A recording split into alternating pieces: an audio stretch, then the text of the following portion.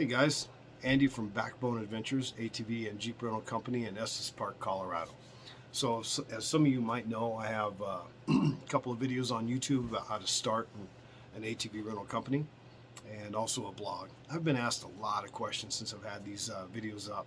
People calling, coming in, emailing, whatever. And they all seem to be asking a lot of the similar questions, which are just startup questions. Insurance, where to operate, how to operate, those kinds of things. And, really that's all very easy stuff.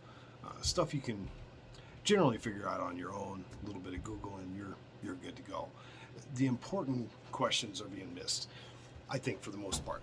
So that's what I'm going to go over today real quick. This is what's going to consume you on a daily basis once you're operating. And so this is what really matters. Now, I'm not going to tell you all this because I don't want you to get into the business. What I'm trying to do is give you the reality of the situation here in this video. So let's just start with today, for example, which is just an average day. It's fairly slow today. We had half a dozen machines out or something, but and everybody was pretty cool except for one group, a couple of guys from Chicago, and they were. I asked them before we did the orientation, "You guys ridden before?" "Oh yeah, we got a lot of experience." "Oh, okay. Where'd you guys ride at? Where do you have a machine back home or something?" I'm naturally asking these questions because they're from Chicago, so I'm like, not a lot of people in the city of Chicago have these machines, so I got to ask. "Oh, we rode in Moab." "Okay, cool. We rented a Razor in Moab." I was like, "Okay, cool. Where else?" "Well, just that. We flew in and we rode in Moab for a day." That's your idea of experience, one day in a side-by-side? Well, to them, we're really experienced.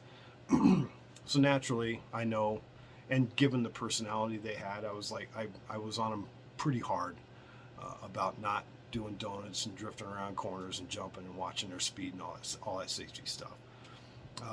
But as with most people like that, you're going to have a percentage of people out there who are narcissists. They care about only one thing, and that's themselves. Now, this guy, definitely that type of personality. They go out, they ride, come back. They had wrecked the machine. They tipped it over, doing donuts. And he was actually proud of the fact that he did it and wanted to show me videos of it. So he had his buddy take video of him as he was doing donuts. Probably did 30, 40 of them. I don't know how many times he got told not to do it, but he did it anyways, because that's what he wanted to do. That's what was in his head. And he told me that straight up. He's like, "I know you told me not to do it, but that's what I wanted to do. And that's what I rented this machine for." And I was like, "Well, it's going to cost you X amount of dollars for the damages." And he goes, "I don't care. It was worth it. That's what I came here to do. I want to experience that." I'm like, "Oh, okay." So, he got hit with a big fat bill for all the damages he did, and he didn't mind. And you see that from time to time.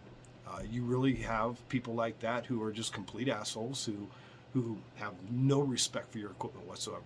The machine he took out today was a week old. It's got under 100 miles on it, and he doesn't care. He doesn't give a shit. Not his. He doesn't care. And he was perfectly willing to pay the damages. Sometimes you get people like that, so don't take it personal.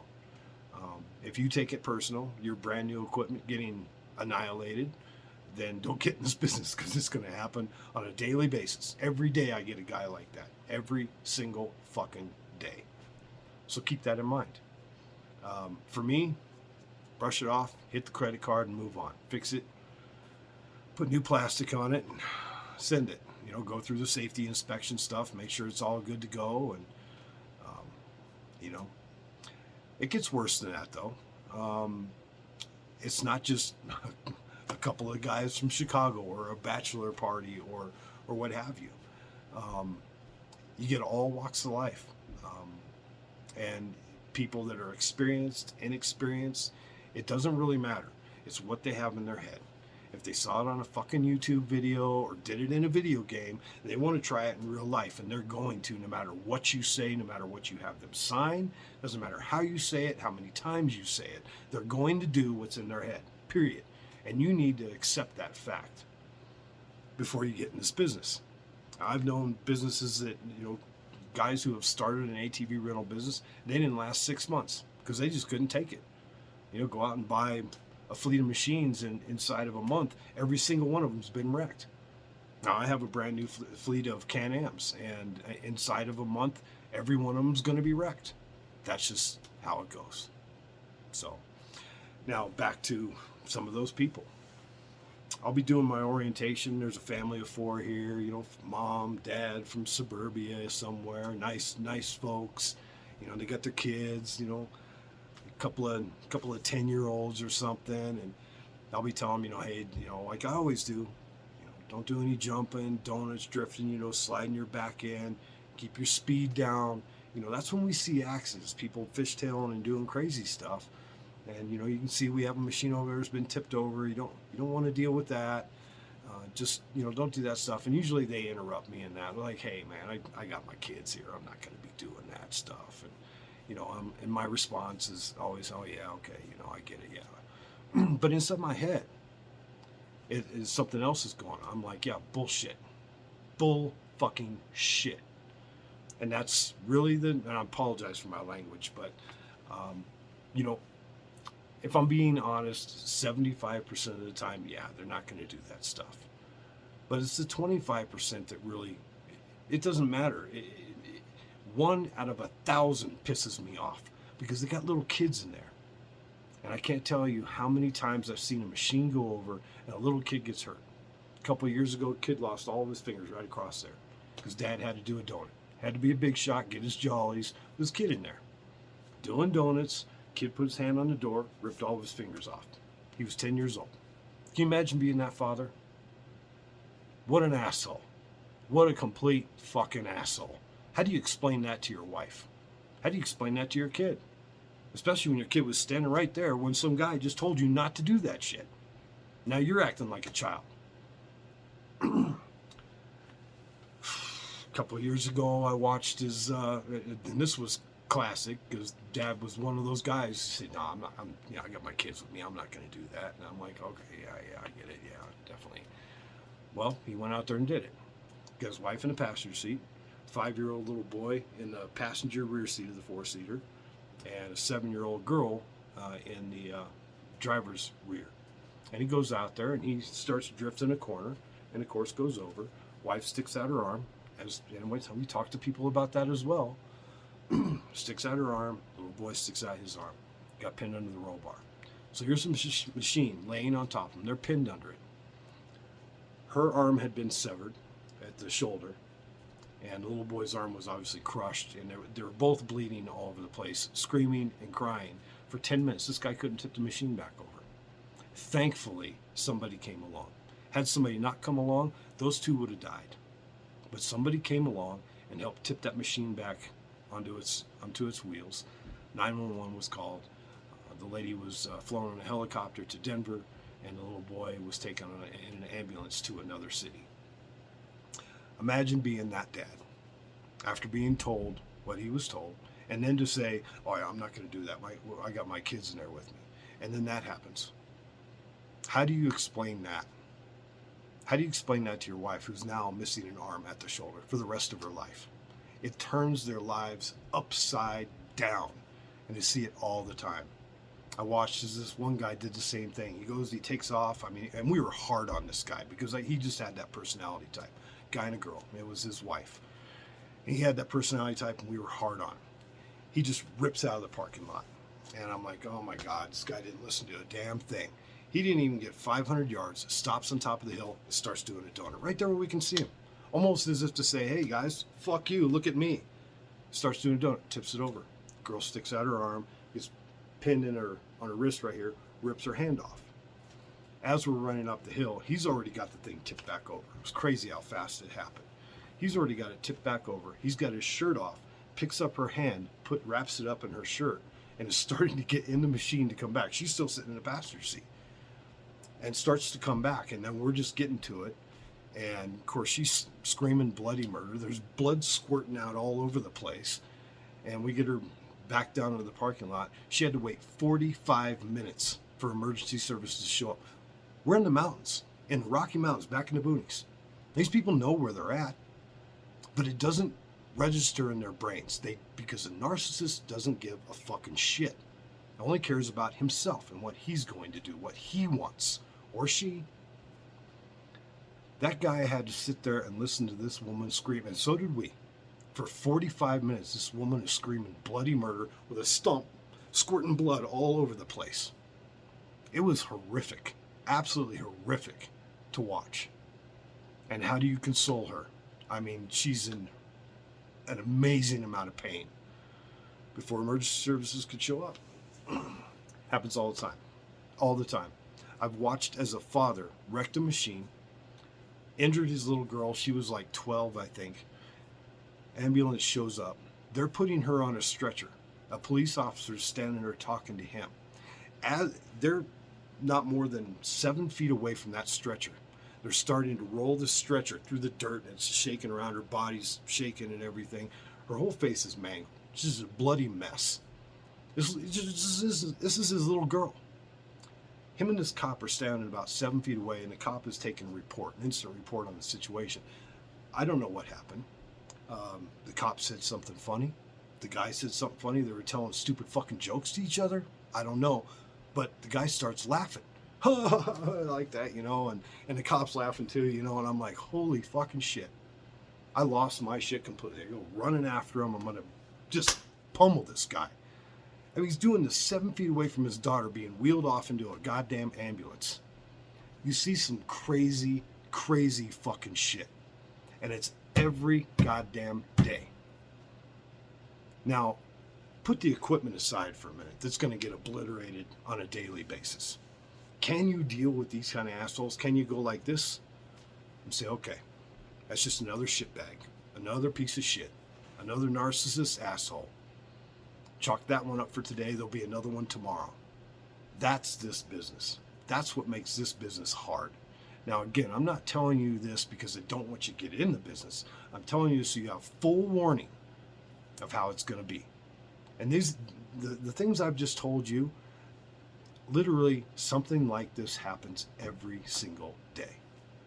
Now, granted, a day will go by and some things won't happen, and there'll be some really cool people, and that's what gets me through the day, is really cool people. I like meeting people from all over the place, and I really enjoy it. And it's easy for me to brush those not so good people off, because I know that's how they are, and the world is just filled full of people like that. And so I've come to accept that in this business, but I've seen some horrible things. I've seen a couple of deaths. I've seen some horrific injuries that at times you get into a summer and so many things happen. It's almost like you have PTSD. Now, I'm not comparing myself to some combat vet who's really seen some shit, or a police officer, or an EMT, or an emergency room nurse or doctor. You know, those guys see some real shit. But you're going to see some things on a regular basis, and some of those things are going to start to add up. Now, you sit here and you get a family out, a nice family you think is nice, couple of beautiful kids. They're happy. Everybody's excited to go experience this day, and it is an amazing experience. And then somebody ends up dying or getting injured and maimed for life. You just talked to those people just a little bit ago. Everybody was happy. Now you've seen the world tipped upside down because somebody in that group, mom, dad, whoever, had to drive like an asshole, had to do something they saw on YouTube or a video game they played or whatever bullshit it is they have in their head. It's something that's going to happen on a regular basis. And you need to know that before you get in this business. So I just wanted to give you the reality. All the other stuff is the little stuff, how to operate, insurance, and what machines to get, what parts to have, and all that stuff. You'll figure that shit out. This is the stuff that you won't figure out. Yeah, you need to have insurance. Yeah, you need to be filming it because all these things are going to happen. You need to protect yourself. You need to do proper orientations and safety. But aside from that, Can you handle this part of it? Can you handle those injuries?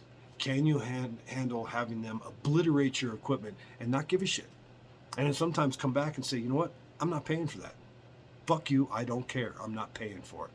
Yeah, I did it, but I don't give a shit. And they'll tell it right to your face like that. Can you handle that? Yeah. 90% of people will be like, yeah, I'm sorry, man. And they're going to pay for it.